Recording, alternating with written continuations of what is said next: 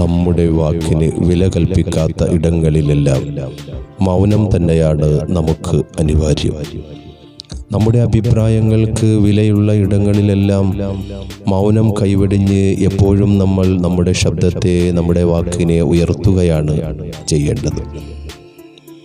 മറ്റുള്ളവരുടെ സന്തോഷത്തിനും നന്മയ്ക്കും സമാധാനത്തിനും വേണ്ടി നമ്മുടെ ശബ്ദങ്ങളും വാക്കുകളും ഉയരുമ്പോൾ ഉച്ചാരണ ശക്തി നൽകി, സംസാരശേഷി നൽകി അനുഗ്രഹിച്ച സൃഷ്ടാവിനോടുള്ള നന്ദി സൂചകമായി അത് മാറുകയാണ് ഉണ്ടാവുക.